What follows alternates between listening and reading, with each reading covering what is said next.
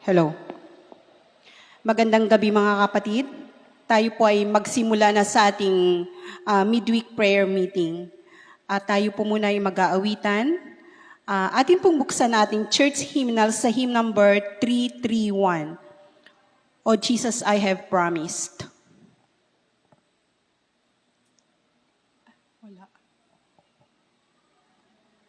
Oh Jesus, I have promised. Sing. Oh Jesus, I have promised to serve thee to the end. Be thou forever near me, my master and my friend. I shall not fear the battle if thou art by my side, nor wander from the pathway if thou wilt be my guide. Oh, let me feel the near me, the world is ever near. I see the sign, the tassel, the tempting sounds I hear.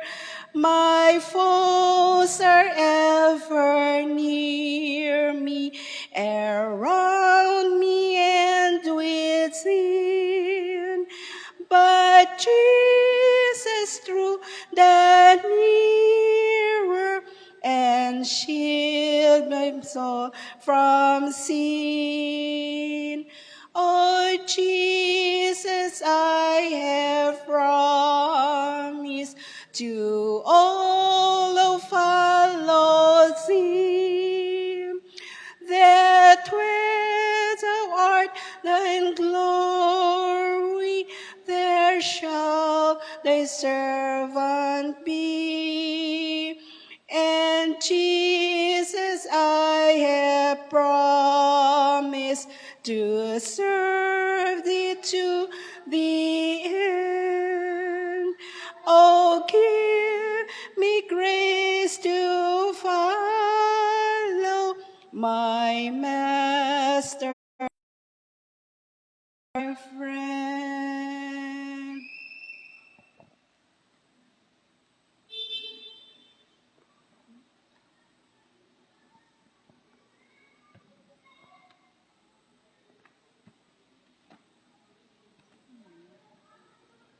Ating pong buksan nating church hymnal sa hymn number 334. Come thou fount of every blessing.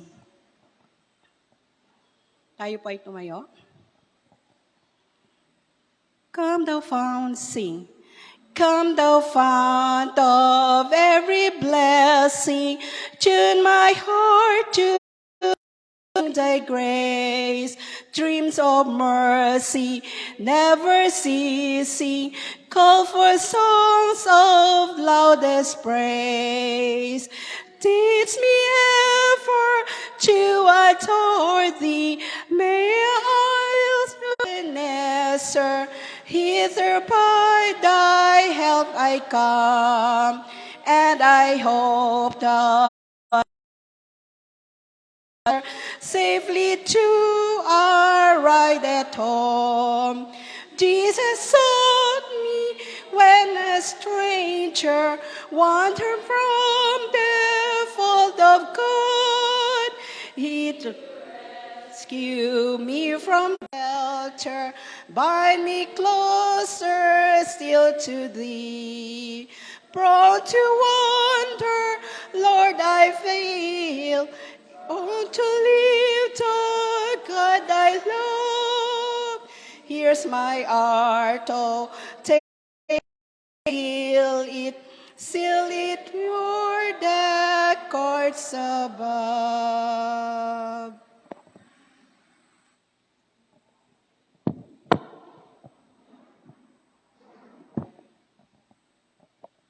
Tayo po'y papurihan ka po namin. Lord, maraming salamat po sa aming buhay at kalakasan na binigay niyo po sa aming lahat sa pang-araw-araw po.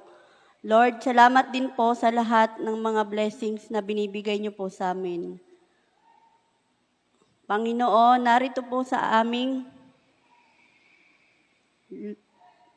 po ang aming speaker sa katauhan po ni Sis Rosel. Naway lahat po ng kanyang sasabihin po ay mas lalo po niyang mapatibay ang aming pananampalataya po at magamit po namin sa aming pang-araw-araw na pamumuhay.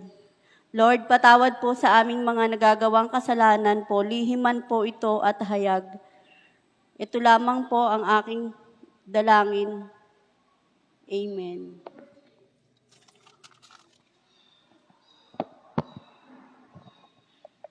Ayan, happy midweek po sa ating lahat mga kapatid. Ayan, maging sa mga nakasubaybay po sa aming FB page, happy midweek po saan man po kayo naroroon ng mga kanya-kanyang tahanan o lugar. Tayo po ngayon mga kapatid ay pinangunahan sa masayang pag-aawitan ni Sister Vivian Villaplaza at pinangunahan din po tayo sa opening prayer ni Sister Maylin Alquizar. At sa atin pong tagapagsalita or speaker ngayong gabi, ayan, siya po ay ang isa sa mga deaconess natin dito sa ating church. At siya rin po, mga kapatid, ay naging speaker na rin sa ibang church sa Cavite at kung saan pa man. Ayan.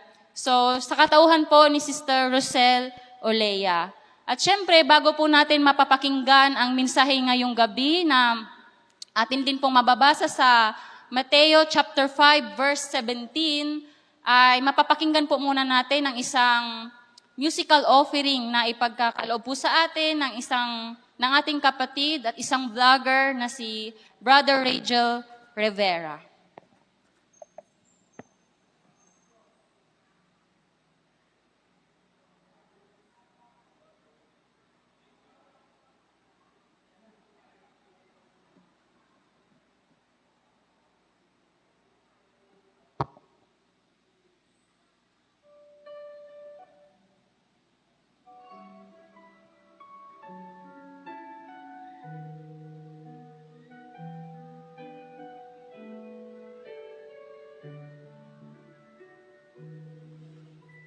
Saan ka nabubuhay, mahal na kaibigan?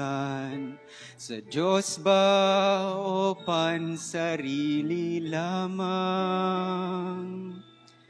Saan ka patutungo, langit ba o impyerno? Isipin mo ito, kaibigan ko. Ngayon ang araw ng kaligtasan mo, kaibigan ko, baka ang bukas ay di na darating. Buhay mo'y madaling lilipas at magwawakas. Kaligtasan ay nasa Diyos lamang. Ikaw ay naging tao, mahal na kaibigan, upang maglingkod sa Diyos lamang. Huwag nang magpaliban, huwag nang mag-alinlangan, pinto ng iyong puso ay buksan. Ngayon ang araw ng kaligtasan mo, kaibigan ko, baka ang bukas ay di na darating. Buhay mo'y madaling lilipas at magwawakas. Kaligtasan ay nasa Diyos lamang. Magpasya ka ngayon habang may panahon, alinlangan pawiin mo ngayon. hanapin ang daan tungo sa kaligtasan. Kakamtan mo'y buhay na walang hanggan. Ngayon ang araw ng kaligtasan mo, kaibigan ko. Baka ang bukas ay di na darating. Buhay mo'y madaling lilipas at magwawakas. Kaligtasan ay nasa Diyos lamang. Ngayon ang araw ng kaligtasan mo, kaibigan ko. Baka ang bukas ay di na darating. Buhay mo'y madaling lilipas at magwawakas. Kaligtasan ay nasa Diyos lamang. Kaligtasan ay nasa Diyos lamang.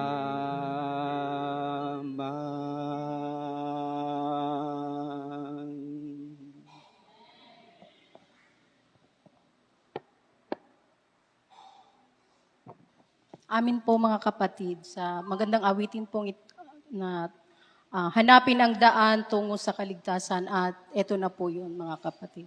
Happy midweek po mga kapatid.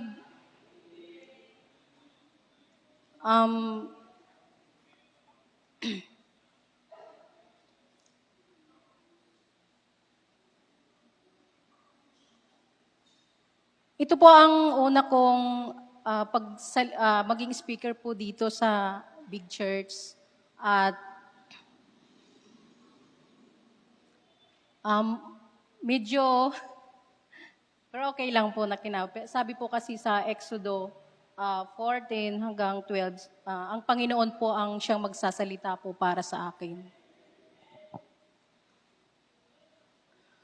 Ang atin pong pag-aaralan ay sa Matthew chapter 5, verse 17. Bago po tayo magsimula ay magdasal muna po tayo.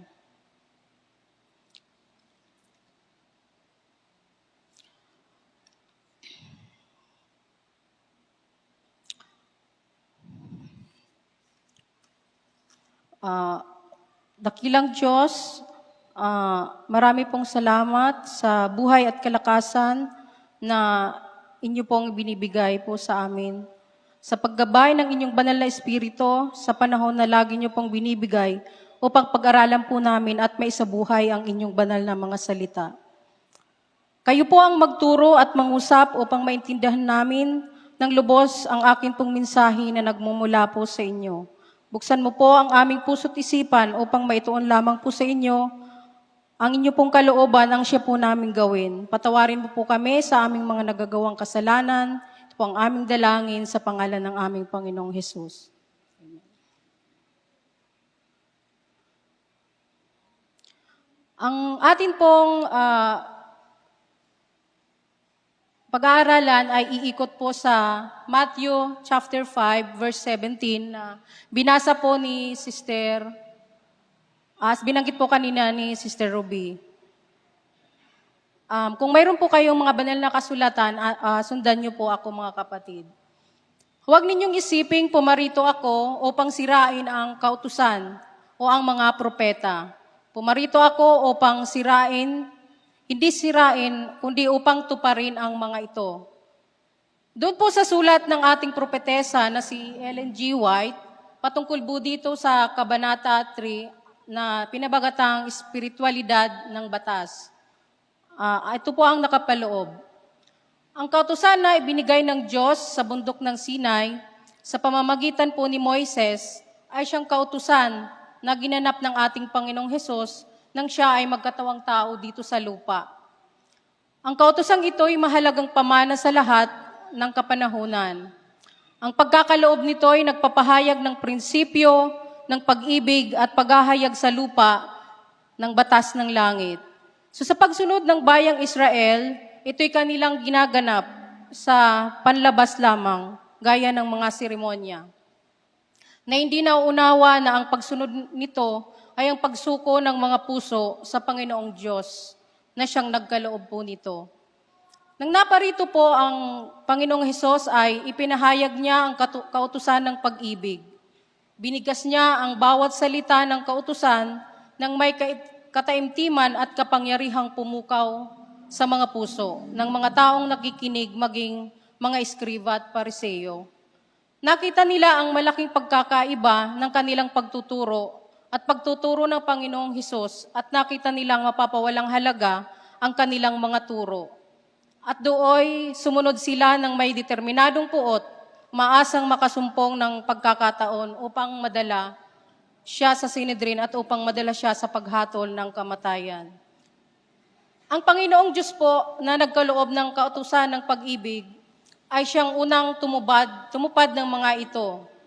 Ang katatagan ng kautusan ay kasing tatag ng pag-ibig ng Diyos sa tao at susundin ng lahat.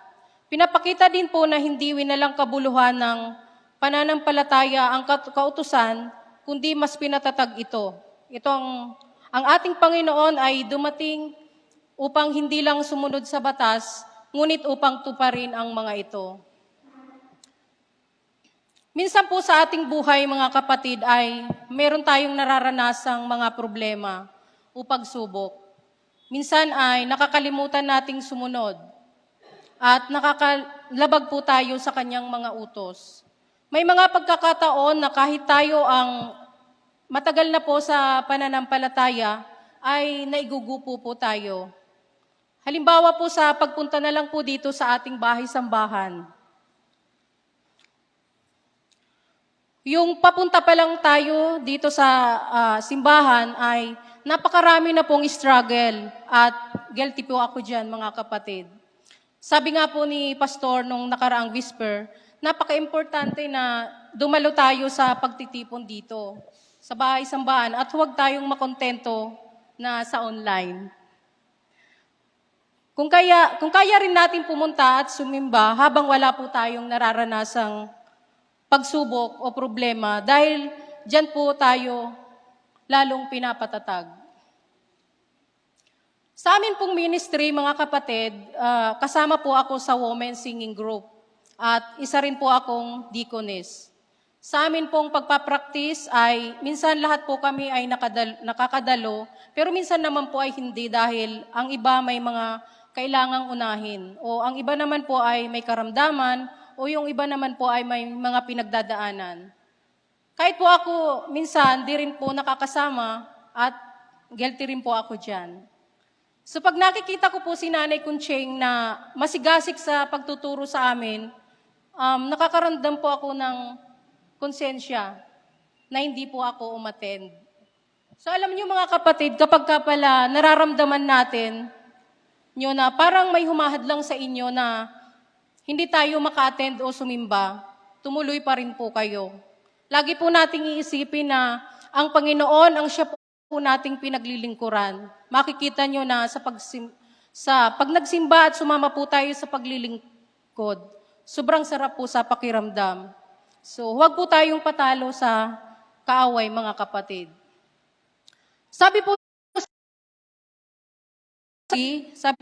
Subalit kapag inuna po natin o kasama ang Panginoon sa lahat ng desisyon sa buhay natin, siya na po ang baala sa atin. Patuloy lang po tayong sumunod sa kanyang mga utos at pananampalataya. Amin po ba, mga kapatid? Sabi dito bago at pagkatapos akong mabinyagan, ay inaasistihan ako ni Sis Rona. Pinapaupo, tuturuan at ipagpipray.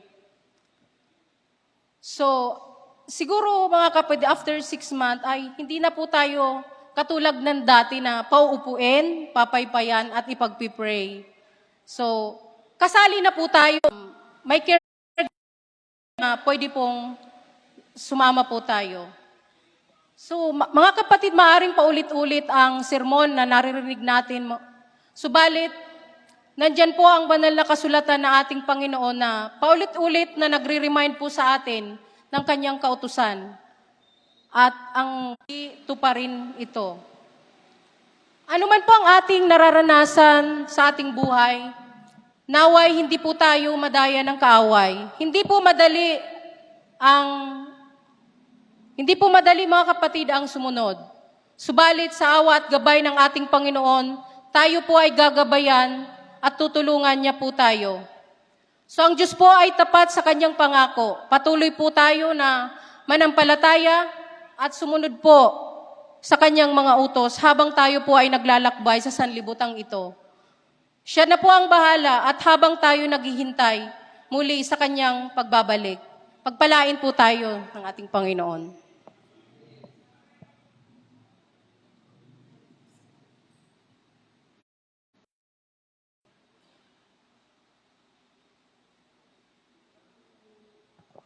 Amen po sa ating mensaheng narinig.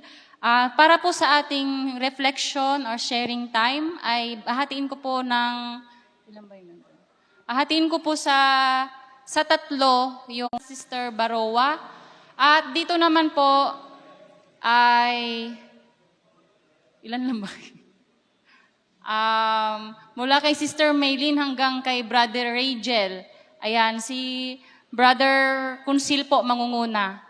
At mula kay Sister Ruth hanggang doon sa likod kay Brother Escalante ay si Brother Jerry Fontanilla po ang mangunguna. So, tatlong grupo po tayo mga kapatid. Doon na rin din po natin banggitin yung ating mga kahilingan, mga pasasalamat at mga pasasalamat.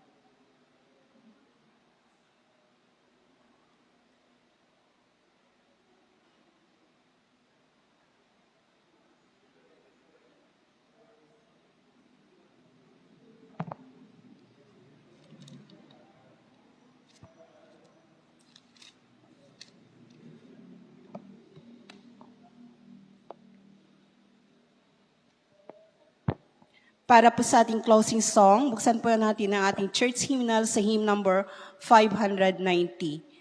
When we walk, trust and obey. Tayo pa tumayo.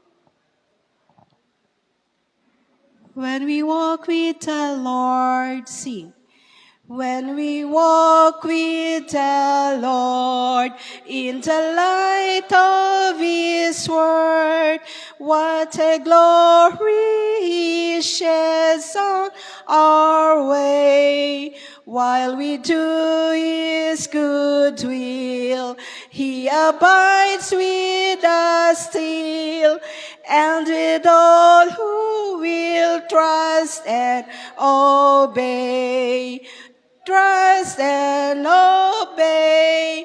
There is no other way to be happy in Jesus but to trust and obey.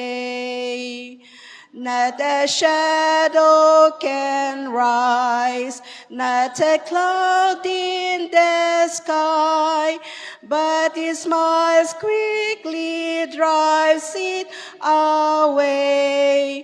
Not a doubt nor a fear, not a sign nor a tear can abide while we trust and obey.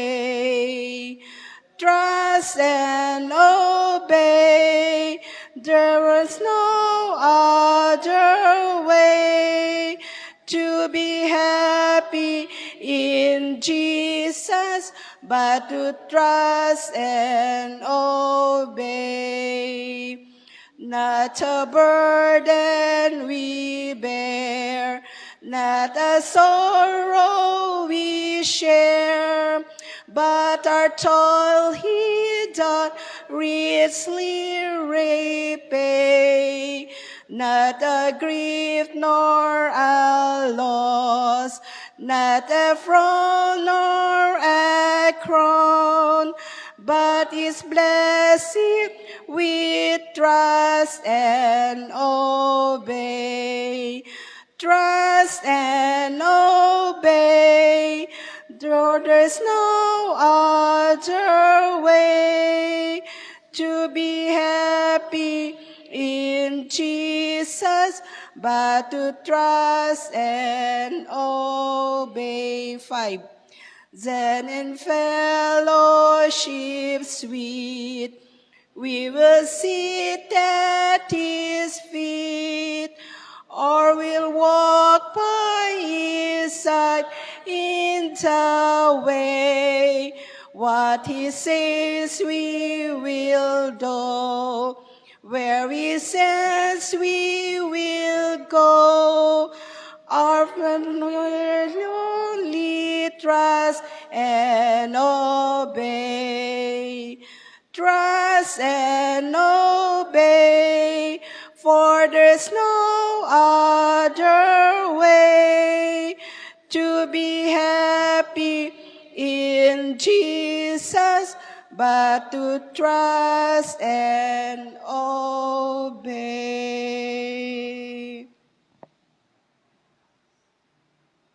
Let's pray po.